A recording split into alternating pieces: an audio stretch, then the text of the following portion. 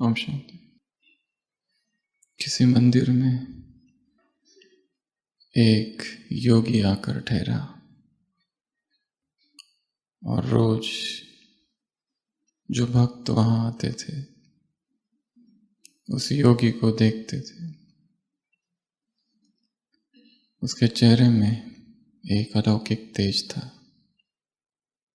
वो प्राय मौन ही रहता था, परंतु चुपचाप उस मंदिर में बैठा रहता। एक दिन कोई एक भगत उसके पास गया और कहने लगा, मुझे जानना है कि आप ऐसे कैसे हो। कई दिनों से मैं आपको देख रहा हूं और बहुत ढूंढने पर भी आपके आचरण में कहीं कोई दोष नहीं मिलता। ऐसी पवित्रता, ऐसी निरागसता आखिर क्या है? क्या आपसे कोई भी भूल नहीं होती है? आप भी मनुष्य हो, मैं भी मनुष्य हूं, फिर भी ऐसा क्यों लगता है कि आप इस लोक के नहीं हो? और क्यों ऐसा लगता है कि आपको बोलते हुए भी सुना है, परंतु जैसे बोल ही नहीं रहे। निरंतर एक अव्यक्त प्रवाह है। वो योगी कुछ नहीं बोलता। कुछ दिनों के बाद वो गृहस्थी फिर से यही प्रश्न पूछता है, तब भी वो कुछ नहीं बोलता। कई बार ये प्रश्न उससे पूछा जाता है पर वो मौन ही रहता है। और एक दिन अचानक वो गृहस्थी, वो संसारी व्यक्ति पूछते हैं, आज तो मुझे आपको बताना ही पड़ेगा कि आखिर राज क्या है। मुझे भी वैसा बनना है।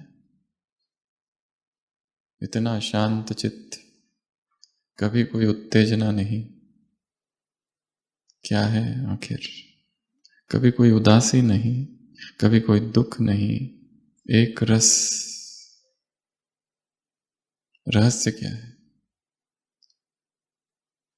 जब वो ये प्रश्न पूछ ही रहा था तब वो योगी उसका हाथ पकड़ लेता है और कहता है, एक मिनट, कई दिनों से सोच रहा हूं तुमको बताऊं, परंतु फिर टाल दिया और सोचा अभी समय बाकी है।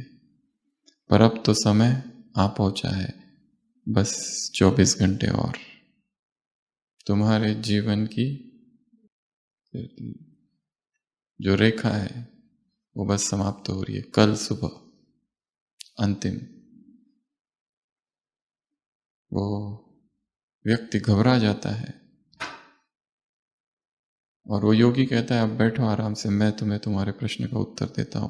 वो कहता है, प्रश्न का उत्तर बाद में, पहले मुझे घर जाना है। केवल अंतिम 24 घंटे बचे हैं। आया था तो स्थिर था, स्वस्थ था, और जैसे ही अब पता चला कि अंतिम 24 घंटे, अब थर थर कांपने लगा है। दीवार को पकड़ पकड़ कर चलने लगा है। चक्कर आने लगे हैं उसे। सीधा घर जाता है, बिस्तर पर लेट जाता है। लोग पूछते हैं, घर वाले, क्या हुआ? जाते समय तो ठीक था, कोई बुखार, कोई तबीयत खराब? वो कहता है, कुछ नहीं, जीवन अब समाप्त हो रहा है, केवल अंतिम 24 घंटे बचे हैं। सारे परिवार वाले रोने लगते और पड़ोसी आ जाते, वो भी रोने लगते हैं। डूबी डूबी सी तबीयत हो जाती है, धुंधला सा दिखाई देने लगता है, दिखना भी बंद हो जाता है। सारी कर्मेंद्रियां शिथिल पड़ जाती है, क्योंकि मन ही शिथिल पड़ गया है। आस छोड़ दी। अब सुबह होती है और वो योगी आ जाता है दरवाजे पर। लोगों की भीड़। वो कहता है, मुझे जाने दो। वो कहता है कि तुमने जो प्रश्न मुझे पूछा था उसका उत्तर देने मैं आया हूं। वो कहता है, मुझे नहीं चाहिए उत्तर। क्या करूं उत्तर जानकर? वो योगी पूछता है एक प्रश्न, अब ये बताओ पिछले 24 घंटे में क्या तुमने किसी से झगड़ा किया? वो कहता है ना। पिछले 24 घंटे में क्या किसी के अवगुण तुमने देखे? कहता है ना। तो क्या कर रहे थे? वो कहता है मैं तो माफी मांग रहा था मन से, जिस जिससे दुश्मनी है, जिस जिसको सताया, जिस जिसको दुख दिया। वो योगी कहता है उठकर खड़े हो जाओ, तुम्हारी मृत्यु अभी आई नहीं, और यही तुम्हारे प्रश्न का उत्तर है। तुमने मुझसे पूछा था कि मैं इतना निरागस कैसे, तुमने मुझसे पूछा था कि मैं निरंतर होश में कैसा, और मेरे मन की स्थिति एक रस कैसी। यही उत्तर है, निरंतर मृत्यु का बोध। यदि हमसे कोई कहे कि कल सुबह 6 बजे लास्ट, तो क्या करेंगे?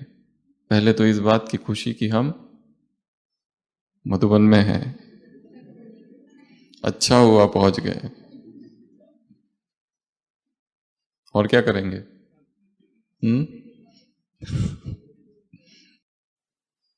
निरंतर मृत्यु बोध। किससे दुश्मनी करे, किसकी निंदा करे, किसकी ग्लानि करे, किसका अपमान करे, किसके प्रति कटु वचन बोले, किससे दुश्मनी मोल ले। जीवन अनित्य है, जीवन क्षणभंगुर है। कहाँ नए हिसाब बनाए, कहाँ किसके जीवन के विषय में कुछ बातें हम करें। हमें क्या पता है किसके बारे में? कुछ भी तो नहीं पता। हमें अवगुण ही अवगुण नजर आ रहे। बाबा ने क्या कहा आज? किसी में यदि 35 अवगुण है। 35 कौन कौन से? 35 बहुत बड़ी लिस्ट है। जैसे कि झूठ ही झूठ बोलता है, और कई बार हमने अपने सामने उसे झूठ बोलते हुए देखा। 35 बहुत बड़ी लिस्ट है, एक ही काफी है हमारे लिए। तो एक भी अवगुण किसी में दिखा हमको, तो उसके यदि 35 गुण होंगे तो हमारे लिए वो व्यर्थ हो जाते। परमात्मा और आत्मा में क्या फर्क है ये बताया बाबा ने। किसी में 35 अवगुण है, झूठ बोलता है, विकारी है, छलता है, अपमान करता है, लोगों की निंदा करता है, ग्लानि करता है, दुख देता है, पीड़ा देता है दूसरों को। ये सब अवगुणों की लिस्ट, क्रोध, विकार सब है। और बाबा क्या कहते हैं? उसमें एक ही गुण है, वो कौन सा? बाप को पहचानने की हिम्मत, बाप को जानने की, याद करने की विधि, जो कि बड़े बड़े नेताओं को, धर्म नेताओं को नहीं आती, वो उसके पास है। भगवान ने उसे चुना है, भगवान ने उसे जाना है, उसके गुणों को। हो सकता है उसमें बाकी सभी अवगुण है, परंतु एक ऐसा गुण है जो और किसी के भी पास नहीं है। उस एक गुण के लिए उसे इस यज्ञ में रखा गया है, क्योंकि वो काम उसके सिवा और कोई नहीं कर सकता। और भगवान को अपना काम कराना है तो अपरिहार्य है उसे रखना। तो भगवान ने जिसे चुना, भगवान की दृष्टि जिस पर पड़ी, भगवान जिसे मानता है, हम उसमें अवगुण देखे तो निरंतर मृत्यु का बोध। कभी भी कुछ भी हो सकता है अचानक। तो आज सुबह की अव्यक्त वाणी क्या कहा बाबा ने? कौन किससे मिल रहा है? स्नेही बच्चों से मिल रहा है। और तो बाबा ने आज की मुरलियों में शक्तियों की चर्चा की है। ऐसी 8 शक्तियों की हम चर्चा करेंगे। सबसे पहली शक्ति कंट्रोलिंग पावर, कंट्रोल करना। कंट्रोल करना अर्थात नियंत्रण, संयम, सेल्फ रिस्ट्रेंड, सेल्फ कंट्रोल्ड। प्रलोभन ही प्रलोभन है, आकर्षण ही आकर्षण है, परंतु इंद्रिया उत्तेजित ना हो। इंद्रियों का स्वभाव है रसों की तरफ भागना, उनको रोक देना। बाबा ने कहा है जैसे ये स्थूल कर्मेंद्रियों को तुम वश में करते हो, जहां चाहो जब चाहो रख सकते हो, उठा सकते हो, सब कुछ कर सकते हो, उसी तरह आत्मा की जो सूक्ष्म शक्तियां है वो कौन सी है? मन। मन को वश में करना बड़ा कठिन काम है। चंचलम मन कृष्ण, क्या करूं गोविंद, मेरा मन वश में नहीं आता है, क्या करूं? मन को वश में करना तो जैसे हवा को वश में करना है, उससे भी सूक्ष्म है बुद्धि, इंटेलेक्ट, वो भटकता है। और उससे भी सूक्ष्म या उससे भी कठिन है संस्कार। क्यों? क्योंकि संस्कार बहुत गहरे हैं। विचार तो भी ऊपर है, पर संस्कार तो अपने आप ऑटोमेटिक पैटर्न बन गया है एक सबकॉन्शियस माइंड में, आदत सी बन गई है। उनको वश में करना ये तो और कठिन काम है, या बहुत कठिन काम है। तो बाबा ने कहा इन तीनों को वश करो, ये पुरुषार्थ करना है। मन जो भटक रहा है, बुद्धि, बुद्धि का अहंकार, बुद्धि का भटकना, बुद्धि में क्यूरियोसिटी है, जानना चाहता है ये क्या है वो क्या है, विकारों के प्रति क्यूरियोसिटी। और संस्कार, आदत, हैबिट्स, पैटर्न, बिलीफ सिस्टम, ये बहुत डीप है। तो सबसे पहली शक्ति कौन सी है? Controlling power. दूसरी शक्ति है रूल। रूल अर्थात शासन करना, शासन करना। एक है स्वयं पर, एक है दूसरों पर। और ये दोनों जब होगी तब क्या होगा? स्वराज्य अधिकारी। ये दोनों जब होगा तो क्या होगा? Handling power. ये दोनों जब होगा तो क्या बन जाओगे?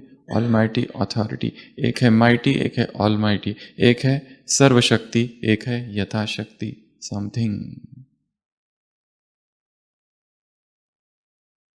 इन दोनों पर काम करना, अपने सेल्फ कंट्रोल को बढ़ाना। क्या करेंगे उसके लिए? आंखें क्या देख रही है, कान क्या सुन रहे, मुख क्या बोल रहा है, जीभ क्या स्वाद ले रही है, हाथ क्या स्पर्श कर रहे हैं, सबको नियंत्रित कर देना, कंट्रोल करना, उन पर शासन करना, उन पर रूल करना। और इनकी सबसे ज्यादा आवश्यकता है एडिक्शंस में। एडिक्शन एक है आदत, एक है संस्कार, एक है एडिक्शन।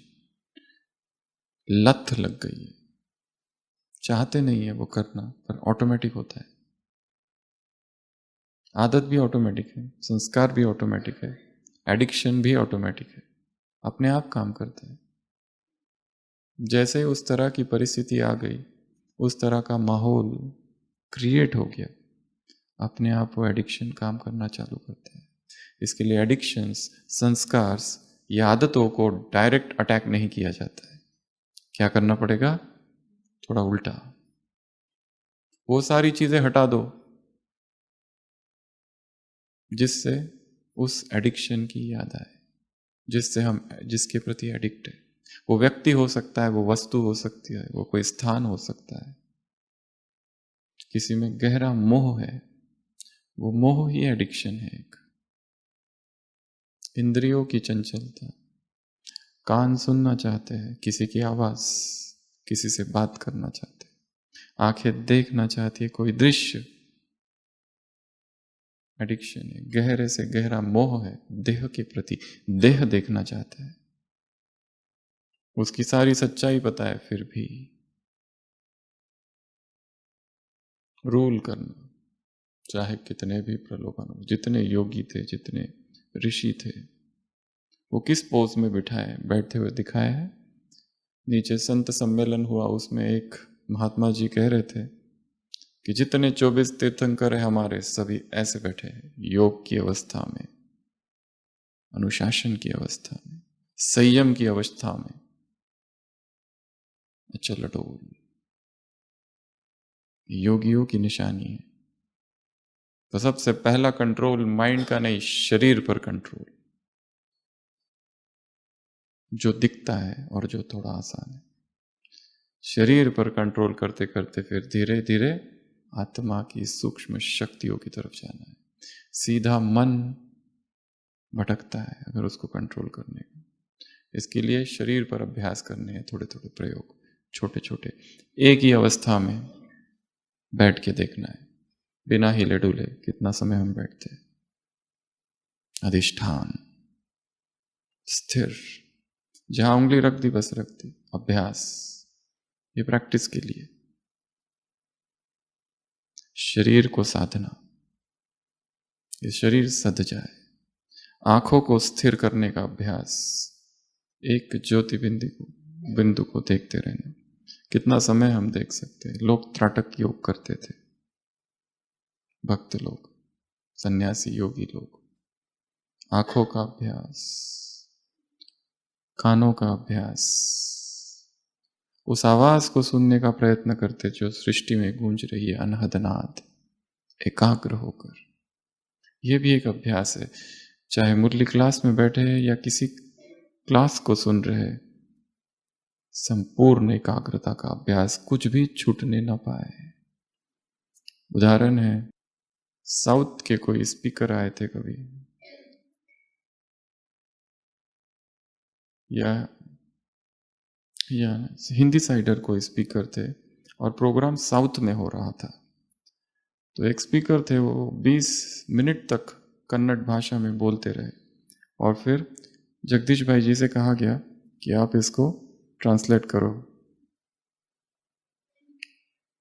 इंग्लिश में, क्योंकि कई सारे हिंदी वाले भाषा वाले लोग भी बैठे थे। उन्होंने उस स्पीच को ट्रांसलेट जो किया 20 मिनट आधा घंटा तक, वो स्पीकर खुद कहने लगा कि थोड़ा थोड़ा तो मुझे समझता है, और मुझे लगता है कि मैंने जितना कहा आपने एक भी पॉइंट मिस नहीं किया। इस तरह का ट्रांसलेशन। तो जब भी सुनो, ये सोचकर बैठो कि ये जो मैं सुन रहा हूं, थोड़ी देर के बाद ये मुझे किसी और को जाके पूरा सुनाना, तो एकाग्रता अपने आप बढ़ जाएगी। ये सेल्फ कंट्रोल, प्रकृति में जाकर बैठना और आंखें बंद करके जितनी आवाजें आ रही है, पक्षियों की, बादलों की, पत्तों की, एकाग्र होकर सुनना। वो सुन सकोगे तो मुरली में भी एकाग्रता बढ़ेगी। किसी गीत को सुन रहे हो, उस गीत में एक हो जाना, एक रस खो जाना। संयम तो पहले शरीर पर काम करना है, आंखों पर, जिह्वा पर। उसको इतना वैरायटी वैरायटी वैरायटी दे रहे हैं, इसके लिए मन में तरंगे उत्पन्न होती है। जब भोजन एक रस हो जाएगा, स्थिति अपने आप एक रस हो जाएगी। टच, किस भावना से टच करते हैं? कुछ भी टच करो, एक भाव कि जो भी है ये सारी चीजें क्षणभंगुर है, आज है कल नहीं है। रामकृष्ण परमहंस अभ्यास करते थे, ये मिट्टी, ये लोहा, ये सोना, तीनों को हाथ लगा के देखते थे, क्या है? तीनों तो सेम है। ये भी वही, ये भी वही, ये भी वही। किसका आकर्षण रखे? स्पर्श, ध्वनि, स्वाद, दृश्य, आंखों से जो कुछ भी दिखाई दे रहा है, चाहे कितना भी अच्छे दृश्य हो, कुछ भी नहीं रहेगा। ये भी अभ्यास है, ये भी एक अभ्यास। तो कंट्रोल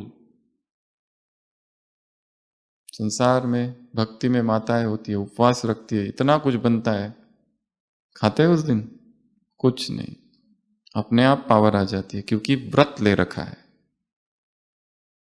अपने आप शक्ति आ जाती है। पैदल जाती है मंदिर में, व्रत ले रखा है। तो संयम के लिए क्या चाहिए? व्रत, ओथ, अ प्लेज। ये मुझे करना ही नहीं है। एडिक्शन हो गया है टीवी का, सिनेमा का। संकल्प, आज के बाद कोई भी सिनेमा बंद, मीठा जहर है वो। कितना भी अच्छा कुछ दिखाए, परंतु विकारों की कीटाणु उसमें है, वो आंखों द्वारा प्रवेश करते हैं और वही इच्छाएं उत्पन्न करते हैं। व्रत, स्टॉप।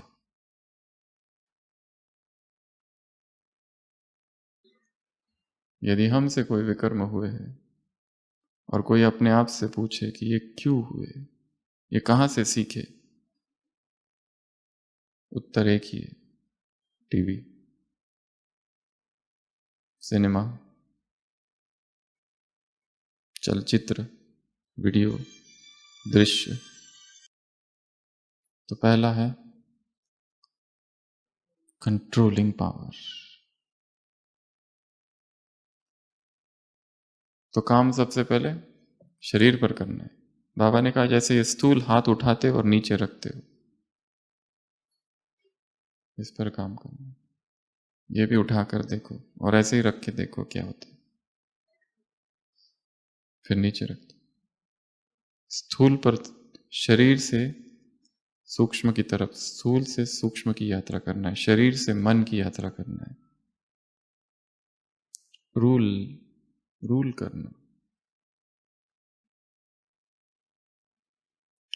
बाबा ने कहा ये दो पावर होगी तो भविष्य में क्या कर सकोगे, वहां राज्य सत्ता तुम्हारी होगी। और भक्ति में कैसे होगा, कैसे पुजारी होंगे तुम? साधारण पुजारी नहीं होंगे, श्रेष्ठ पुजारी होंगे। संतुष्टता होगी, शक्ति होगी, एकाग्रता होगी, खुशी होगी, सब कुछ होगा। भक्ति की सत्ता में भी बहुत बड़े होंगे। और सभी जन्मों का आधार क्या है? ये ब्राह्मण जन्म। यहां क्या किया जा रहा है? ये नींव है अगले सभी जन्मों की। बाबा जब थे तो बाबा का जो घर था हैदराबाद में, वहां एक मंदिर भी था और उसके पुजारी वो स्वयं थे, बाबा की प्रवेशता से पहले लौकिक में। तो अंतिम जन्म में भी श्रेष्ठ पुजारी। तो सभी स्थिर होके बैठेंगे बिना हिले डुले। Self control, controlling power, ruling power. 5 minute निस्तब्ध। तीसरी शक्ति है हैंडलिंग पावर। और ये ऐसी शक्ति है कि हम में से हर एक को पूरे दिन भर इसका प्रयोग करना पड़ता है, लोगों को हैंडल करना पड़ता है। सीनियर, साथी, जूनियर, लौकिक, स्टूडेंट, ब्राह्मण परिवार, बाहर के लोग, अचानक आई हुई परिस्थिति को हैंडल करना, निंदा को कैसे हैंडल किया जाए, how to handle insult.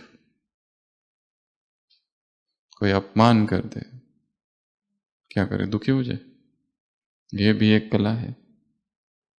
Insult को कैसे हैंडल किया जाए, अपमान को कैसे हैंडल किया जाए, ग्लानि को कैसे हैंडल किया जाए, दुखी हो जाए। हर्ट, डिसेप्शन को कैसे हैंडल किया जाए, कोई धोखा दे दे उसको कैसे हैंडल किया जाए। बाबा ने कहा जब मन बुद्धि संस्कार इनको हैंडल करना आ जाएगा तो ये हैंडलिंग पावर अपने आप आ जाएगी, क्योंकि सारा खेल मन का है। इसके लिए कई प्रयोग करते रहने हैं दिन भर, शरीर पर भी प्रयोग करने हैं, मन पर भी प्रयोग करते रहना है कि हे मन, मन को टॉपिक दे दो एक और उसको कहो कि अगले अगले आधे घंटे तक इसी पर चिंतन करना है, कोई भी टॉपिक। उसे लिखने के लिए कोई काम दे दो, वो एकाग्रता का अभ्यास है। कोई चित्र बनाने के लिए दे दो, जैसे आज की मुरली में एक चित्र है। कौन सा चित्र? योगी का, बंदरों वाला। कोशिश की किसी ने निकालने की? ये भी एक अभ्यास है, चित्र निकालना। मुरली सुनते सुनते वो जो पॉइंट है उसी का चित्र भी निकाल सकते हैं। एकाग्रता का अभ्यास है ये सारे। या फिर कभी इस तरह से बैठ जाओ कि पूरी मुरली में जितने इंग्लिश शब्द आएंगे वो मुझे सारे नोट करने। या फिर पूरी मुरली में जितनी बार फिर शब्द आएगा, फिर, वो मुझे नोट करना है। पूरी मुरली में जितनी बार श्रीमत शब्द आएगा उतनी बार वो मुझे नोट करना। पूरी मुरली में जितने जितने पात्र आएंगे, कैरेक्टर्स आएंगे, राम, सीता, रावण, शूर्पणखा, माया, सीता, मीरा, नारद, कुंभकर्ण, ये सारे नोट करने, केवल इनके नाम। बुद्धि अपने आप एकाग्र, क्योंकि हम ढूंढने में लगे हैं। मन की टेंडेंसी को समझना है।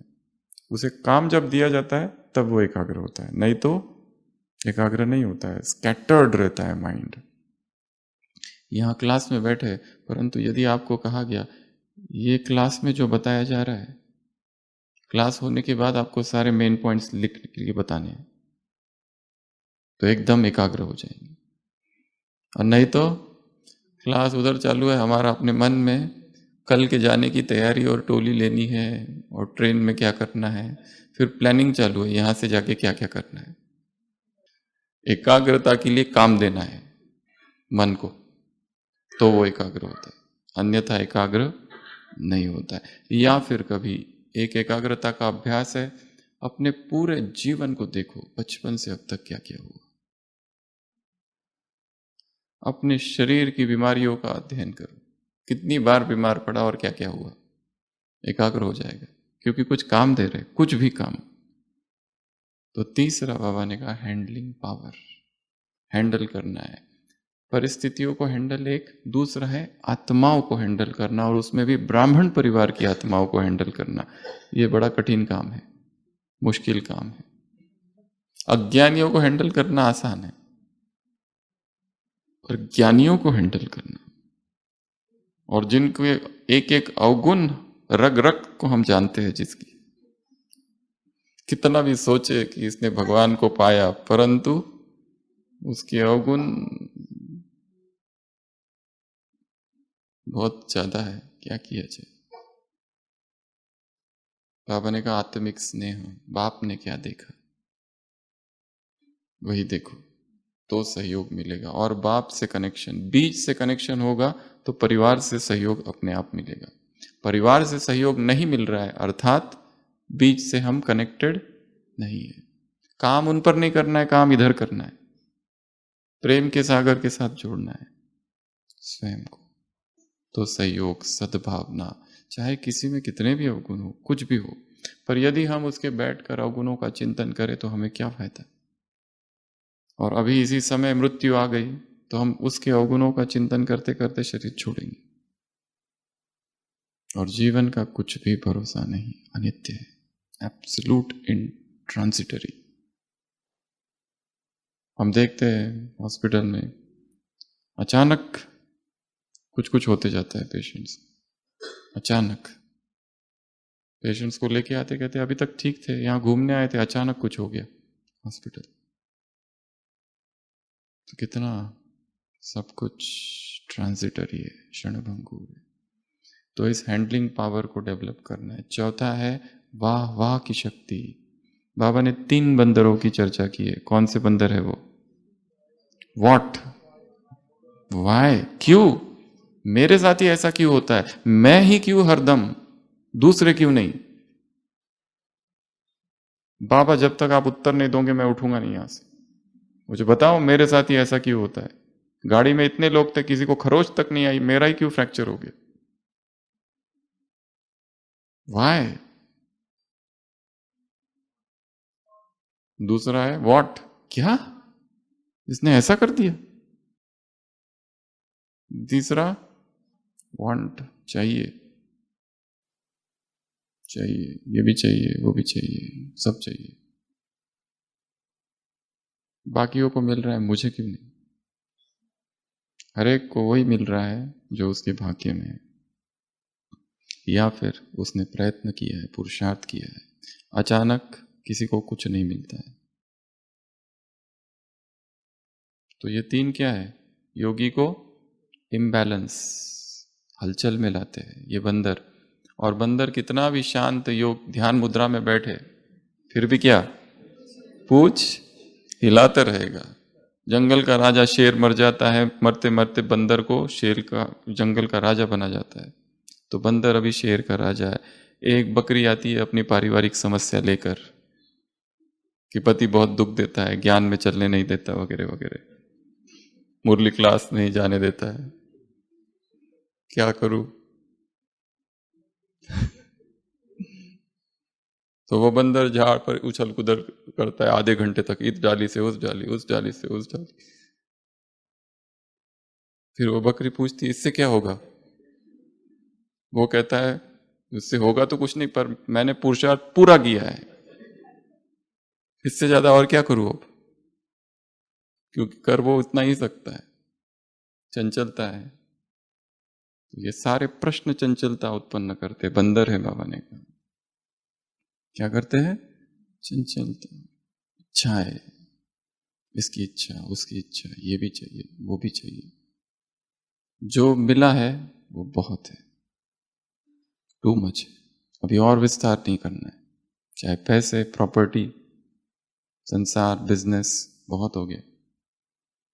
बस अब जो है उसको इस संवारना है, संभालना है, स्थिर करना है, सफल करना है,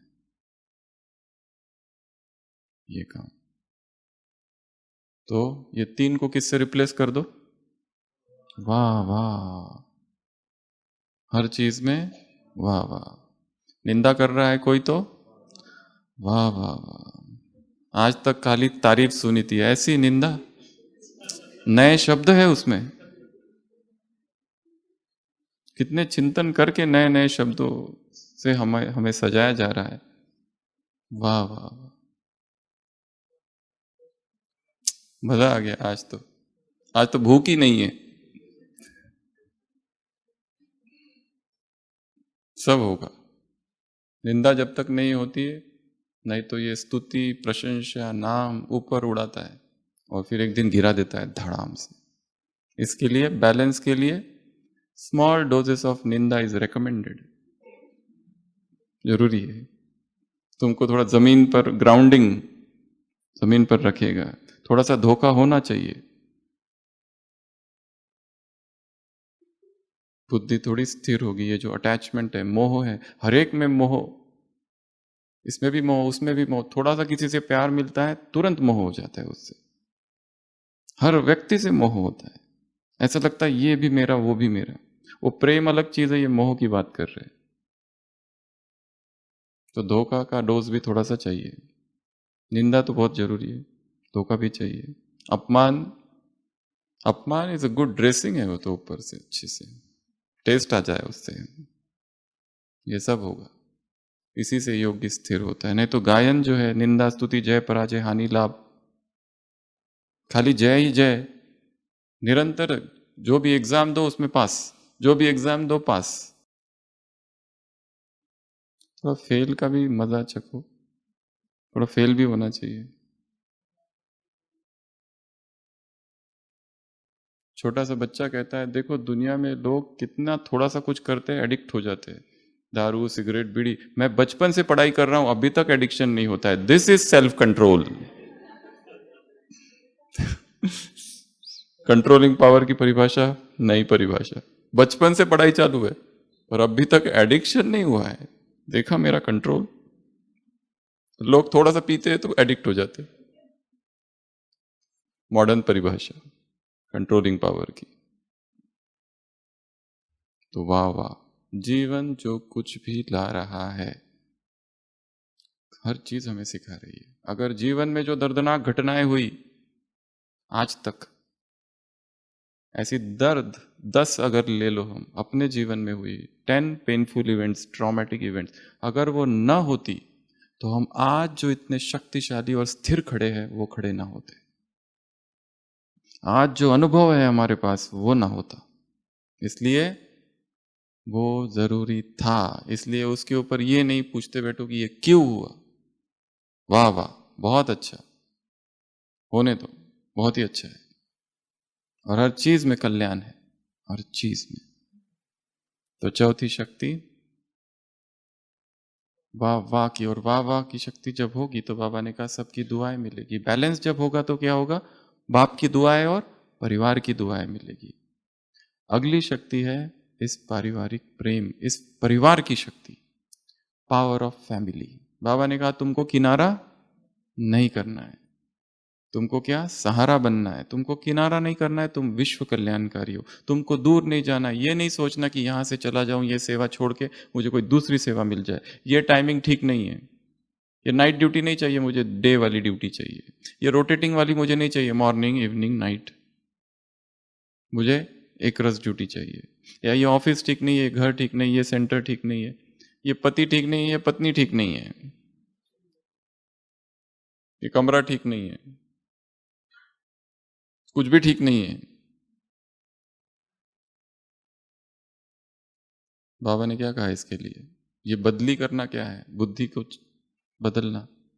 कहीं पे भी नहीं टिकोगे। और ये देखा है, कोई आता है एक डिपार्टमेंट, ये डिपार्टमेंट ठीक नहीं, मुझे चेंज कर दो, इसमें ज्ञान योग नहीं हो पा रहा है, टाइमिंग ठीक नहीं है, दूसरा डिपार्टमेंट दे दिया। यहाँ के इंचार्ज ठीक नहीं है, दूसरा डिपार्टमेंट दो, दूसरा डिपार्टमेंट दे दिया। यहाँ के जो साथी लोग हैं ना, बिल्कुल ज्ञान योग वाले नहीं है, व्यर्थ की बातें करते। डिपार्टमेंट चेंज करके दे दिया। यहाँ बहुत ज़्यादा काम है, टाइम ही नहीं मिलता है। डिपार्टमेंट चेंज, टिकेंगे नहीं कहीं, भटकती रहती है बुद्धि। ना स्थान बदलेगा, ना व्यक्ति, ना परिस्थिति। किसको बदलना है? स्वयं को। ये अंदर से बदल दो, अपने आप सब बदल जाएगा। तो कौन सी शक्ति है ये? परिवार की। ये ईश्वरीय परिवार है, ये प्रभु परिवार है। एक एक आत्मा को भगवान ने चुना है यहां पर।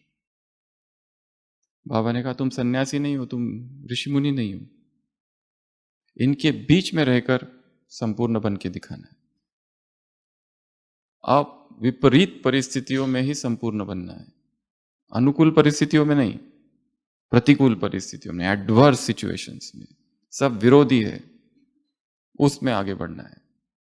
इसमें तो मजा है, सब कुछ अच्छा है, इसमें कोई मजा नहीं है। और चाहे किसी में कितने भी अवगुण हो, कुछ भी हो, वो आत्मा तो प्योर है ना। वो तो नीचे अभी लेयर्स आ गए विकारों के, परवश है उस समय, क्या किया जाए। ज्ञानी है परंतु फिर भी कोई पुराना हिसाब है जो उसके पीछे है। ग्रहचारी है बैठी हुई, वेट, एक दिन आएगा वो भी मुक्त हो जाएगा उससे, शुभ भाव। तो परिवार की शक्ति। अगला, शुभ उम्मीदों की शक्ति। बाबा ने शुभ उम्मीद रखी। जब तुम बाबा के पास आए थे, क्या सारे सर्वगुण 16 कला संपूर्ण थे क्या? कितना अच्छा उदाहरण दिया। हम में तो क्या कुछ नहीं था। और यहां आने के बाद, जैसे मोहम्मद पैगंबर साहब के जीवन में एक उदाहरण है कि एक व्यक्ति था, वो रोज नमाज पढ़ने जाते तो देखता था वो सोया है। फिर धीरे धीरे उन्होंने उसको मोटिवेट किया और थोड़ा ज्ञान सुनाया, समझाया। फिर वो एकदम पक्का मुस्लिम बन गया और वो भी उनके साथ सुबह सुबह नमाज पढ़ने जाने लगा। 1 मास 2 मास और एकदम पक्का बन गया। और एक दिन जब वो दोनों जा रहे हैं तो देखता है एक दूसरा व्यक्ति सोया है। वो कहता है देखो कैसे लोग हो गए, सो रहे हैं इस समय, ये भूल गया ये भी सोता था। अब घृणा का भाव है उसके प्रति जो सो रहा है। पुरुषार्थ का अहंकार भी एक अहंकार है। हम ज्यादा पुरुषार्थ करते, तुम कम करते हो। हम अमृत वेला करते, तुम नहीं करते। हम चिंतन करते, तुम नहीं करते। ये भी एक अहंकार ही है।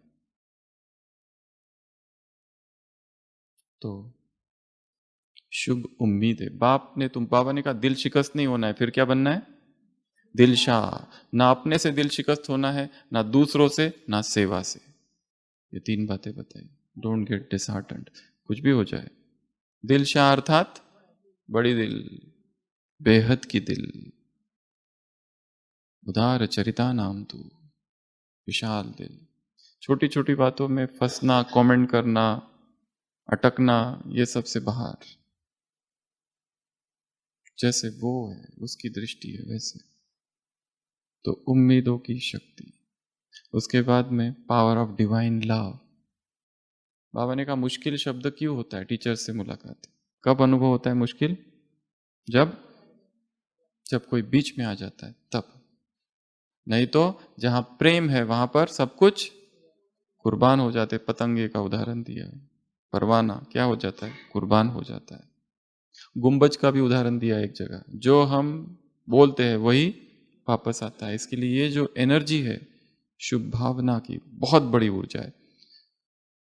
हम जिसके भी प्रति भेजेंगे एक दिन वो बीज तो पड़ेगा ही, उसको बदलना ही है। वो बदलने में हो सकता है 5 साल, 10 साल या 20 साल भी लग जाए, पर होगा।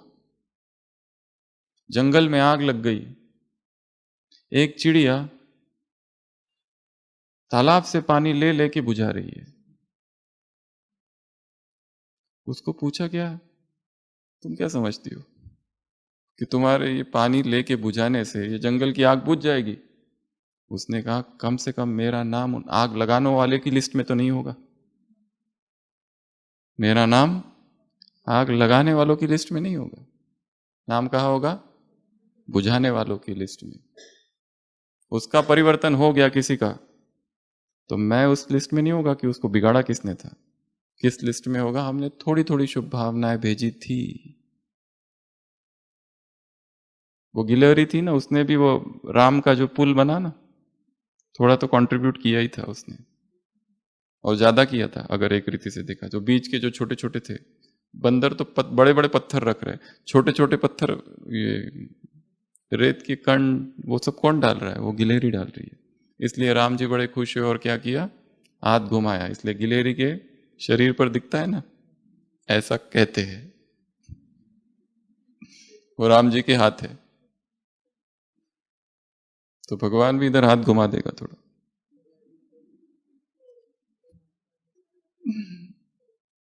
बाबा ने कहा बाप की दुआएं मिलेगी, परिवार की भी दुआएं मिलेगी, बाप की भी दुआएं मिलेगी।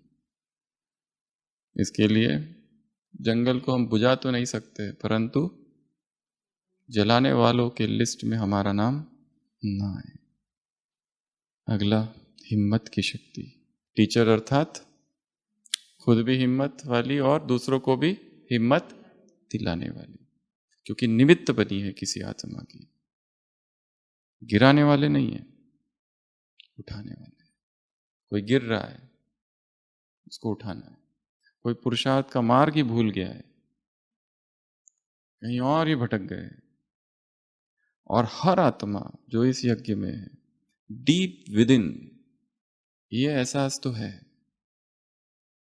कि कहीं ना कहीं हम भटके हैं। जो क्योंकि हर एक ने परमात्मा प्रेम का गहराई में अनुभव किया है किसी न किसी समय। जब आए थे तो बड़ी निरागसता थी, अभी जो कठोरता आई वो वास्तविक स्वरूप नहीं है। वो परिस्थितियों ने शायद कठोर बना दिया, परंतु वो वैसी ही चेतना है, अत्यंत निर्मल, अत्यंत पवित्र, जिसे प्रभु को पाने की इच्छा थी, जिसे महान योगी बनना था, सबका कल्याण था करना था, सबसे प्रेम करना था। अभी वाणी में कड़वाहट है।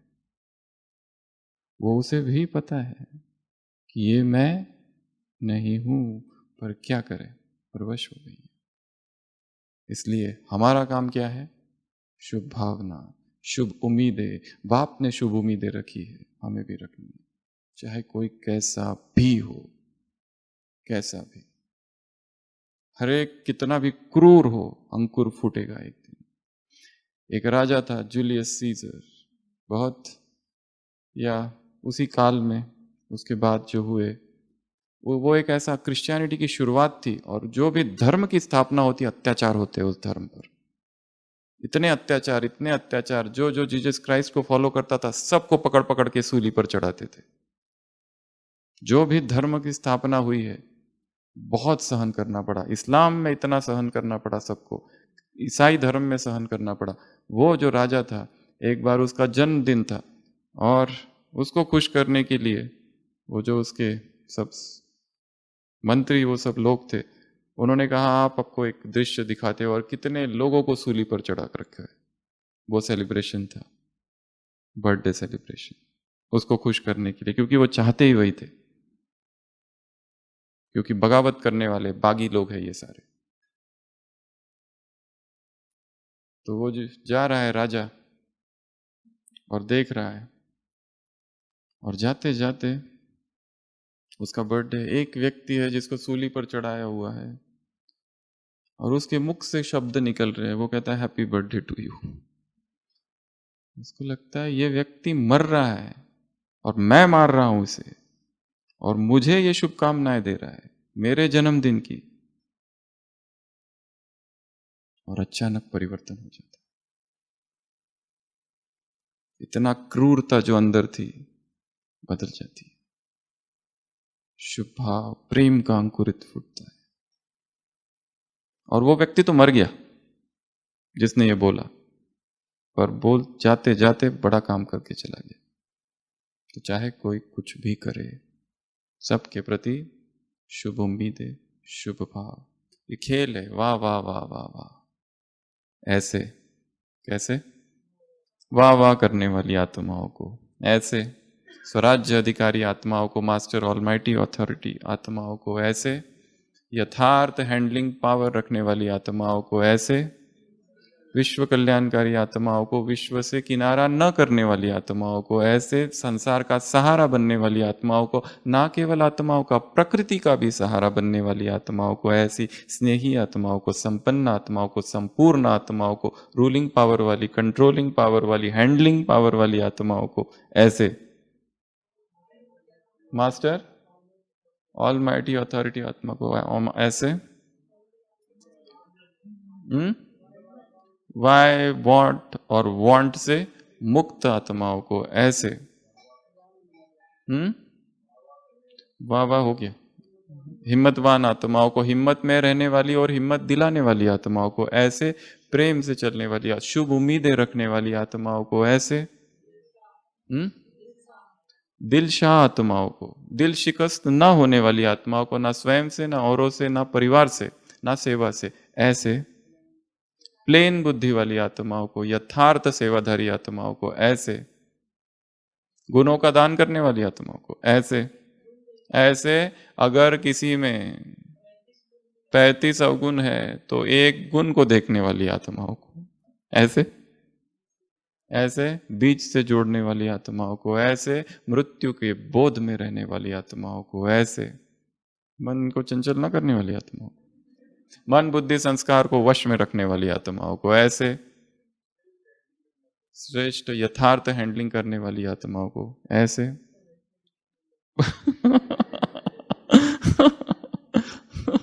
पढ़ाई की एडिक्ट होने वाली आत्माओं को, ऐसे वैरायटी संस्कार होते हुए भी ये समझना सभी बाप किसने चुना है उनको, आत्मिक दृष्टि रखने वाली, सद्भाव शुभ भावना रखने वाली आत्माओं को, ऐसे बीच से कनेक्ट होने वाली और दूसरों को कनेक्ट करने वाली आत्माओं को, ऐसे